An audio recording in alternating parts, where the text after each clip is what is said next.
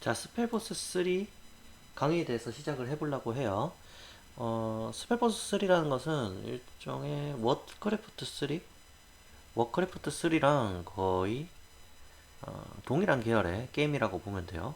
영웅을 육성하고, 그리고 그 영웅 육성에 대한 것을 전체로 삼지 않고 영웅이나 이제 일반 병사들 각종 유닛들을 조합해서 자신만의 병력을 꾸리는 멋진 게임이라고 생각을 합니다. 사용에 대해서, 죄송합니다. 스펠보스 3에 대해서 운영이라든지 이런 거에 대한 기본 개념을 설명드릴까 해요.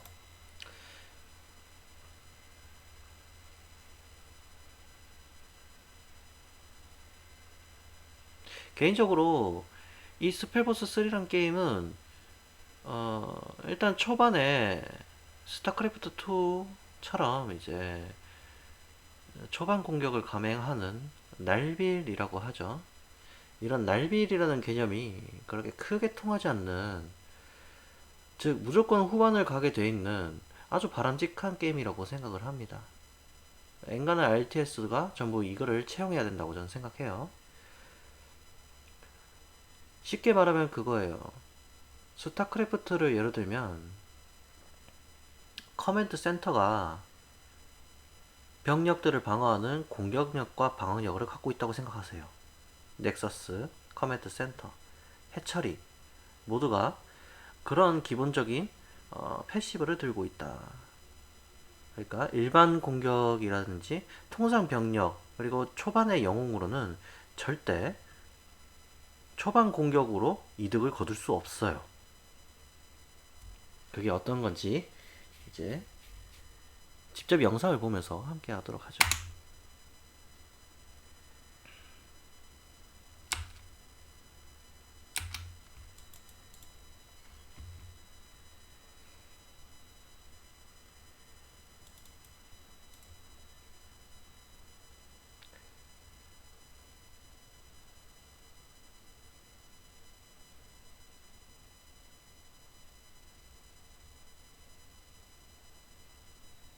자, 속도를 조금만 빠르게 할게요.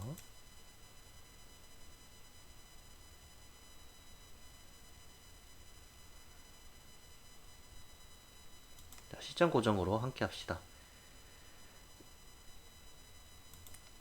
자, 여기서 간단하게 유닛들에 대한 설명을 한번 해보도록 할게요. 우선 최초로 시작할 때 이런 이제 병력이라고 하지는 않고요. 커맨드 센터라고 생각하세요. 일종의 거점 하나로 시작을 합니다. 어떤 종족이든 다 동일해요. 여기 보이시는 이것들이 자원입니다. 이거는 목재, 나무를 말하고, 이거는 석공, 즉 암석을 말합니다. 이거는 이제 병사들을 양성할 때 필요한 식량이라고 생각을 하면 돼요.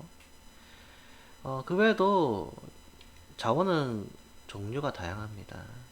이것처럼 철광석이라는 이제 고급 유닛을 뽑을 때 필요한 어, 그런 이제 자원도 있고요. 기본적으로 시작할 때 기본적으로 이제 일꾼이라는 개념이 투입이 됩니다. 일꾼이 이제 SCV나 이런 것처럼 이제 직접 컨트롤하거나 그럴 수는 없고요. 맨 처음 시작할 때 그 일꾼이 10명 정도 부여돼서 시작을 해요. 일단 초반에 병사를 바로 생산할 수는 없어요.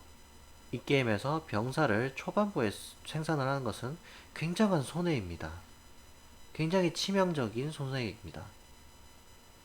제일 중요한 건 건물을 만드는 거예요. 건물을 만들고, 자, 여기에서 영웅을 생산할 수 있습니다. 영웅은 이제 각 종족별로 총 2개의 영웅 중에 하나를 선택하게 돼요. 무조건 한 번 선택을 하면 다른 영웅으로 전환을 할 수 없으니 이 점은 참고해 주세요. 지금 제가 벌목장을 다 짓고 있죠. 확장을 할 때 제일 중요한 자원이 바로 목재이기 때문입니다. 최초 시작할 때 그냥 무조건 아무 생각 없이 벌목장만 짓도록 하세요. 여기 일꾼 보시면 빨간색으로 칠해진 게 있죠. 지금 이종적은 총 8명의 일꾼을 부여받고 게임을 시작합니다. 그러니까 이 8명의 쉽게 말하면 벌목장은 총 3명의 일꾼이 필요해요. 근데 이제 8명의 일꾼을 가지고 시작을 하니까 한 개가 비게 되잖아요. 그럼 이렇게 빨갛게 칠하게 되는데 이 빨갛게 칠해진 일꾼은 언젠가 보강이 된다는 개념입니다. 언젠가 이제 보강이 될, 그러니까 이제 일꾼이 자동적으로 계속 충원이 된다고 생각을 하세요. 계속 해보겠습니다. 자, 벌목장을 짓고 있죠. 벌목장을 계속 짓고 있습니다. 자, 속도를 조금 더 빨리 해볼게요. 자, 영웅을 뽑습니다. 영웅을 뽑으면 영웅이 해야 될 건 단 하나, 거점 점령이에요. 거점을 점령하러 바로 떠납니다. 영웅 한 마리로도 거의 대부분의 업무를 볼 수 있어요.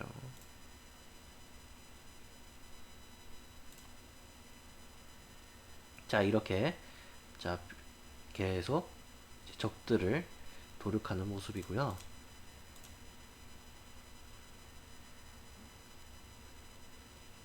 자, 이렇게 잡몹이라고 스타원에서도 동물들이 막 돌아다니잖아요. 스타트에서도 그렇고 그런 잡몹이라고 생각하시면 돼요. 워커에서도 확인할 수 있고.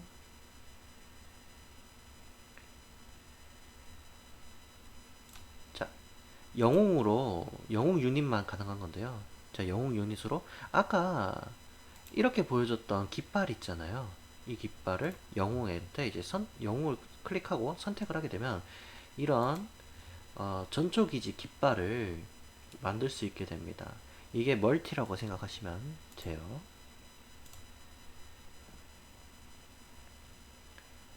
자, 멀티 바로 가져가죠. 목재가 필요한 이유기도 합니다.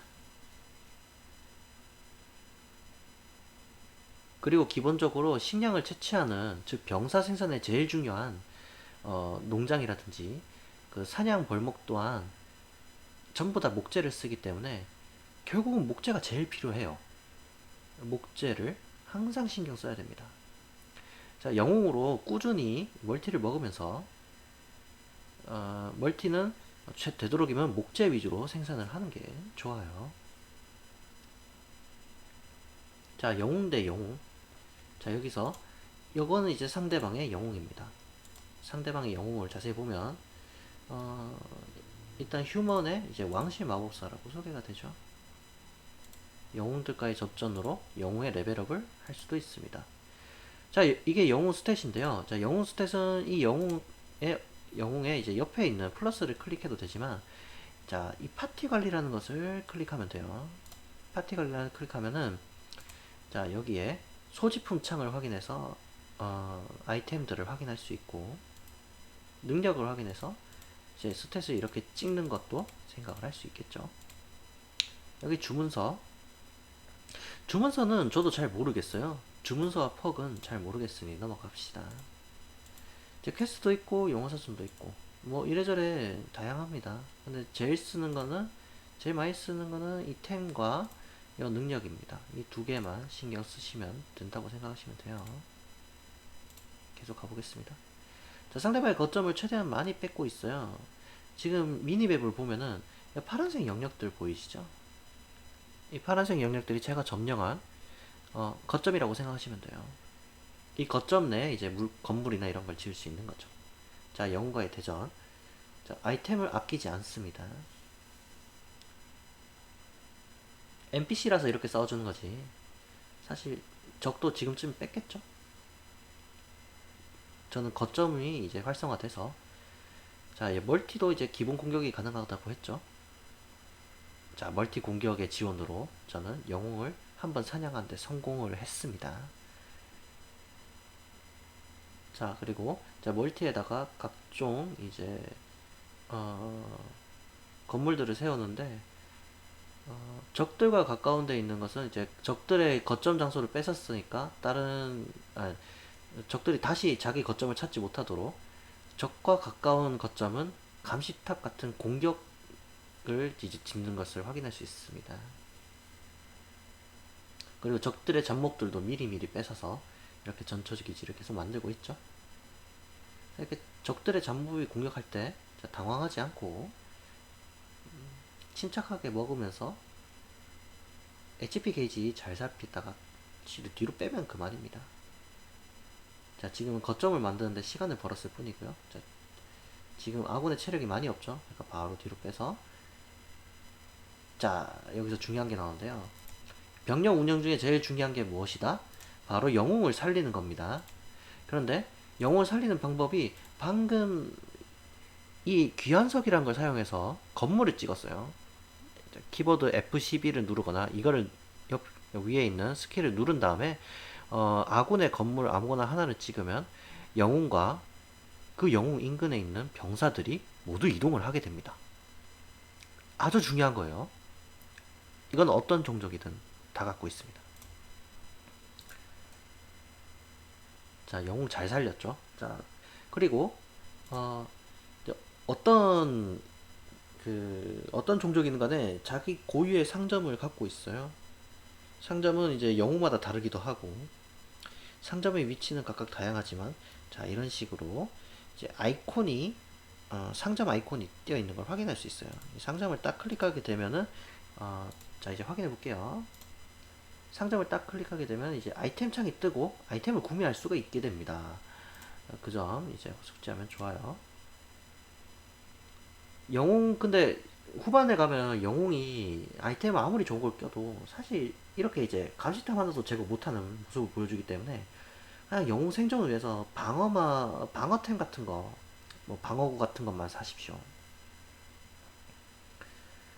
자, 이제 쓸데없는 화면은 모두 비켜나가고 후반으로 바로 넘어가 보겠습니다. 자, 초반에서 제일 중요한 게 뭐다? 바로 거점을 계속 먹고 자원을 최대한 많이 모은다. 병사 생산은 되도록 하지 않는다. 테크만 올리면서 영웅으로 이득 볼 거 다 본다. 그리고 남의 거점을 더 빨리 점령해서 먹어치운다. 이게 제일 중요해요. 거점을 남의 것을 최대한 빨리 뺏어라. 자기 거를 먹는 것보다 남 거를 뺏어라. 멀티 먹는 방식이 굉장히 간단하죠. 자, 이제 슬슬 이제 병사들을 생산하는데 이 병사들의 생산 기지들은 전부 종족마다 달라요. 그래서 지금은 소개하지 않으니까 이건 개인적으로 알아볼 수밖에 없습니다. 이렇게 멀티 계속 먹고 있죠. 자, 멀티 계속 먹고 있어요. 그리고 이제 후반에 가서 병사를 생산하기 시작합니다. 병사 생산은 어려운 거 없어요. 그냥 되는 자원대로 최대한 고급 유닛을 뽑고 남은 건 그냥 잡몹으로 채우면 되는 겁니다. 방금 거미 같은 게 이제 보였죠? 이게 지금 제가 하고 있는 종족이 다크엘프란 종족이에요. 다크엘프란 종족으로 하고 있는데 즉 기본 유닛이 거미입니다. 거미 타란툴라라고 하는데요. 기본 유닛 베이스로 일단 최대한 병사들을 생산하고 테크를 최대한 올리는 식으로 가고 있죠. 자, 이렇게 영웅 끊어주는 거 중요합니다. 자, 지금 이렇게 멀티만 이렇게 뺏었는데도 자, 지도를 보세요. 맵을 보시면 거의 대부분 파란색이잖아요. 이것만 성공해도 게임은 솔직히 끝났다고 보는 게 맞습니다. 자, 이제 고급 병력들 하나씩 모으고 있죠. 엘프는 뭐다? 궁수다. 다크엘프도 마찬가지다. 자, 다크엘프 궁수랑 타란툴라를 이용해서 제 기본 유닛들을 어느 정도 탄탄하게 구성을 했어요. 자, 상대방의 진영도 많이 무너뜨리고 영웅을 벌써 몇 번이나 땄는지 모르겠어요. 다크엘프의 기본적으로 중요한 자원이 하나 있어요. 바로 에코라는 건데 영혼이라고 생각하십시오. 이건 따로 설명하지 않겠습니다. 자, 거미들도 많이 쌓였고, 자, 고급 유닛인 궁수도 꽤나 쌓였습니다. 그러면 이런 식으로 레이드 몹을 사냥하러 떠나는 것이 좋아요. 경험치도 쏠쏠하고, 무엇보다 이런 이제 레이드 몹이 지키는 거점은 굉장히 풍부한 자원을 갖고 있으니까 언제든지 빨리 습득하면 할수록 좋은 거죠. 조합이라고 할 것도 없죠. 지금 거미만 계속 뽑고 있는데도 기본 유닛이 되는 거죠. 자, 방금 텔레포트 탄 것도 그죠. 텔레포트 탄 것도 아까 F12 스킬을 이용한 거예요. 자, 나무가 어느 정도 캐졌다. 지금 나무 자원이 100이 넘었죠. 그럼 벌목장을 제거하고 농장을 만들면 그만입니다. 자, 딱히 뭐 고급 유닛 뽑지도 않았어요. 이제 고급 유닛은 궁수가 전부고, 궁수도 여기서는 고급 유닛이라고 말할 수는 없어요. 단순하게 이제 조합을 이렇게만 짜도 상대방에게 치명타를 먹이는 모습입니다. 그리고 사실 여기서부터는 게임 운영이라고 할 것도 없어요. 운영이라기보다는 그냥 갖고 놀았어요. 정확하게는. 더 이상 뭐 설명이 필요 없습니다. 사실. 설명이 필요 없어요.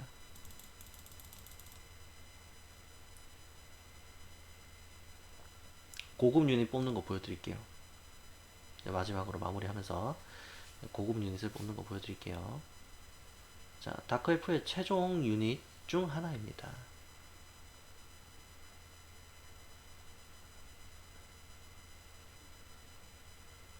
마치 사신과도 같은 움직임을 가진 고급 유닛. 그리고 다크엘프가 왜 그런지 모르겠지만 이제 종족마다 각각 이제 자신을 대표하는 공중 유닛이 있어요. 다크엘프는 왠지 모르겠지만 공중 유닛이 벌레로 돼 있더라고요. 딱정벌레 같은 이런 느낌. 자, 잠깐만 볼게요. 이렇게 생겼습니다.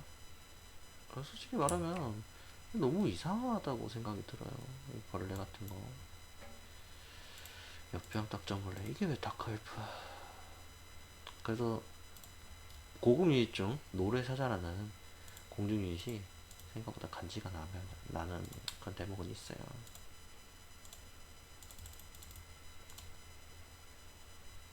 시점을 볼까요?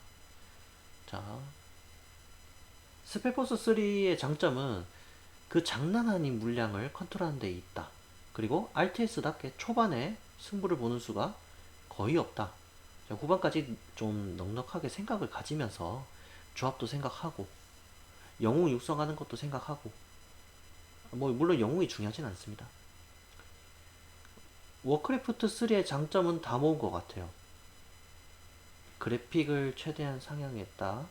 그리고 단체전 보는 맛이 있다. 대신 컨트롤은 없다. 초반에 뭐 승부를 볼 수는 없다. 영웅 하나만으로 뭔가 액션을 취할 수는 없다. 그냥 뇌를 비우고 하기에 적합한 게임입니다. 저는 RTS는 이래야 된다고 생각을 해요. 물론 이러면 리그가 재미없겠죠. 왜냐면 전문성이 보이는 요소가 없으니까.